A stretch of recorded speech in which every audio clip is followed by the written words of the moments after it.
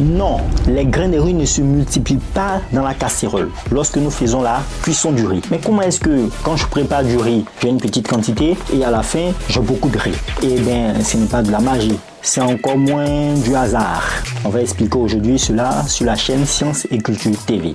Alors, nombreux sont d'entre nous qui ont déjà préparé du riz à la maison. Quelle que soit votre origine, vous avez déjà au moins préparé du riz. Bon, enfin, pas tout le monde, mais quelques-uns. Alors, quand on prépare du riz, on prend une certaine quantité et on met cette quantité de riz dans l'eau chaude. Et à la fin, on s'en rend compte qu'on a beaucoup de riz qui est tout mou. Alors qu'au départ, on avait des grains de riz qui étaient un peu durs. Qu'est-ce qui se passe au niveau moléculaire? Qu'est-ce qui se passe justement? Alors, on a décidé en fait de prendre un microscope et l'insérer en fait dans la marmite et voir en fait ce qui se passe précisément. Si vous voulez savoir avec nous ce qui se passe et si vous ne voulez plus dire que les grains de riz se sont multipliés dans la casserole, alors bienvenue sur la chaîne Science et Culture TV, on vous explique tout ça.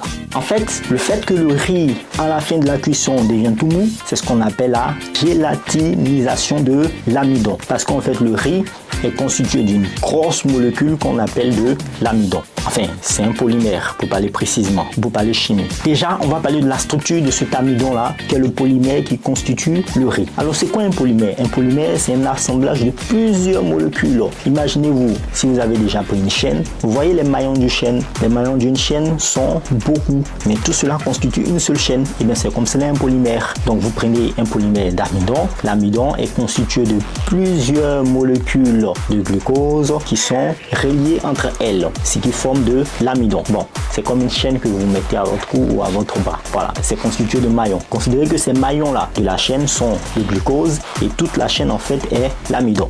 Expliqué comme cela, on comprend mieux. On y va. Donc, les grains de riz contiennent principalement de l'amidon. C'est une substance composée de longues chaînes de molécules. On va parler maintenant de la gélatinisation de l'amidon. Lorsque vous chauffez le riz dans l'eau, les grains absorbent l'eau et sont soumis à une chaleur croissante. C'est normal, vous mettez le riz dans le feu et au fur et à mesure, l'eau s'échauffe. À une certaine température, généralement autour de 60 à 70 degrés Celsius, les molécules d'amidon commencent alors à absorber de l'eau et à se gonfler. L'amidon contenu dans les grains de riz est stocké sous forme de granules. Sous l'effet de la chaleur et de l'eau, ces granules éclatent. On subit alors la gélification de l'amidon. Qu'est-ce que ça veut dire? Ça veut dire que les molécules d'amidon qui ont absorbé de l'eau se gonflent davantage et forment un gel. Ce gel retient l'eau et donne une texture plus molle au grain de riz. Donc, à mesure que la cuisson progresse, l'amidon continue à absorber de l'eau, les granules éclatent davantage et le gel d'amidon se développe, transformant finalement les grains de riz durs en une texture tendre.